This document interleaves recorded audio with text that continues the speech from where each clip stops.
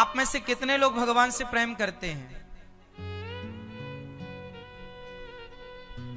करते हैं आप लोग?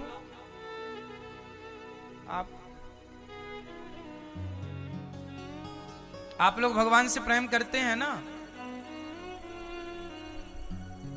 तो बताइए, हम जिससे प्रेम करते हैं क्या उससे कुछ बदले में चाहते हैं? प्रेम के बदले में उत्तर दो। चाहते हैं? यदि चाहते हैं तो फिर वो प्रेम रहा ही नहीं, वो तो स्वार्थ हो गया। आप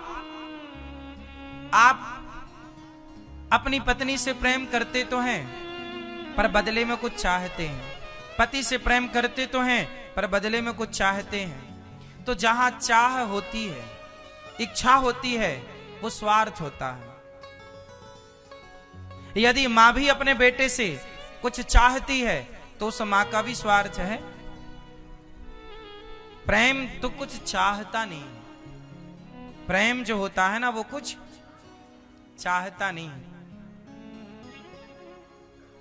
प्रेम तो बस होता है, कोई कामना नहीं होती। जहां कामना आई वो स्वार्थ हो गया, जहां कामना नहीं है केवल प्रेम है, वही विशुद्ध प्रेम है। और भगवान और भक्त के बीच में क्या होना चाहिए? जोर से प्रेम। और आप लोगों के इस प्रेम में क्या है? साथ में भगवान से आप, हे भगवान ये दे दो, हे भगवान वो दे दो, हे भगवान ऐसा हो जाए। जहां कामना है वहां प्रेम नहीं है।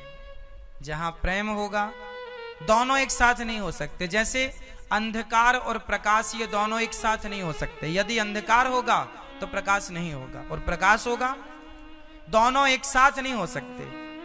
प्रेम और स्वार्थ दोनों आप सोचो कि एक साथ तुल जाएं ना, संभव नहीं है। इसलिए गोपियां कैसी थीं? प्रेम करती थीं, बदले में कोई चाह। अरे भाई एक बात बताओ, कृष्ण मथुरा में ही तो थे और गोपियां वृंदावन में ही तो थीं। अब वृंदावन से मथुरा जाकर गोपियां क्या मिल नहीं सकती थीं? यदि स्वार्थ होता गोपियों के अंदर कि नहीं मुझे तो कृष्ण चाहिए, तो चली जाती ना, सवेरे जाती तो शाम तक भी वापस आ जाती। 2 घंटे का रास्ता है, 10 किलोमीटर ही तो है मथुरा से वृंदावन। आज भी इतना है और तब भी इतने किलोमीटर था। अधिक से अधिक पैदल जाओगे 3 घंटा लगेगा। क्यों नहीं गई? गोपियां प्रेम करती थी तो चली जाती नहीं। जहां प्रेम है वहां स्वार्थ नहीं। गोपियां बोली कि कन्हैया यदि तुम कह के गए हो कि मैं 2 दिन बाद आऊंगा और तुम यदि हमारे बिना वहां खुश हो तो तुम्हारी खुशी में हम पहुंचकर बाधा नहीं बनना चाहती।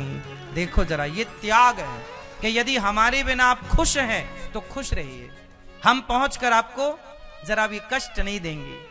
इसलिए 100 साल तक तड़पती रही लेकिन गई नहीं, क्योंकि आपने कहा कि आप आएंगे तो हम आपका इंतजार करेंगे, हम नहीं आएंगे।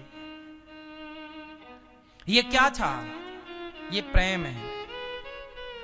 प्रेम कहता है तत्सुख सुखित्वम, आपका सुख ही मेरा सुख है, आपकी प्रसन्नता ही मेरी प्रसन्न। यदि ये भाव है तब तो आप प्रेम जानते हैं। और यदि आपने सोचा नहीं मेरा सुख मुझे दो, तुमको दुख हो तो हो, तकलीफ हो तो हो, हम सुखी हो, ये स्वार्थ है।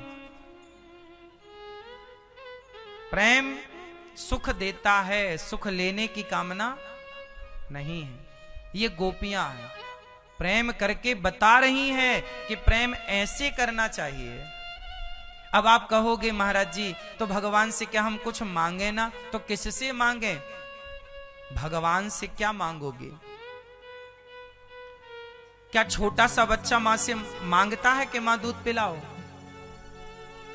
क्या बिना मांगे मां नहीं समझती कि बच्चे को क्या चाहिए? जैसे बिना मांगे मां बच्चे को सब कुछ देती है, उसे कुछ मांगना नहीं पड़ता, उसकी हर भावना को मां समझती है छोटे से बच्चे की, उसी तरह भक्त की हर भावना भगवान समझते हैं। बिना मांगे देंगे वो बिना कान के सुनने वाले, बिनु पग चलहि सुनहि बिनु काना, कर बिनु कर्म करहि विधि नाना। भगवान है, कर तुम अन्यथा कर तुम सर्व सामर्थ ईश्वर है। उन्हें कुछ कहने की आवश्यकता नहीं, वो बिना कहे सब जानते हैं, समझते हैं। हम क्या कह सकते हैं? भगवान से सिर्फ प्रेम हो। आज का मनुष्य जो है ये भगवान से प्रेम करने की बजाय केवल औपचारिकताएं करने में लगा हुआ है।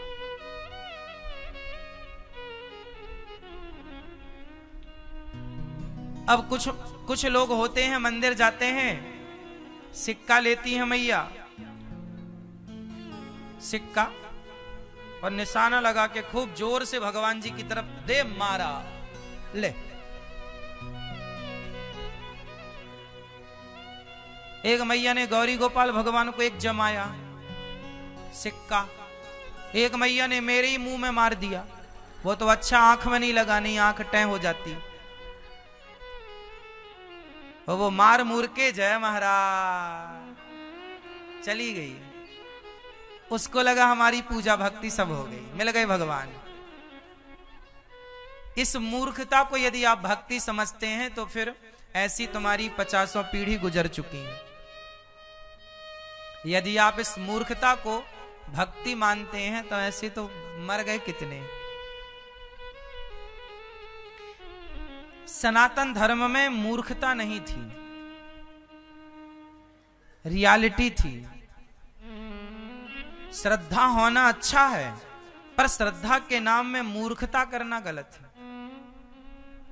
भक्ति होना अच्छा है, पर भक्ति होकर के भक्ति के नाम पर अज्ञानतावश कार्य करना गलत है। क्या सही है क्या गलत है, एक विचार करना चाहिए।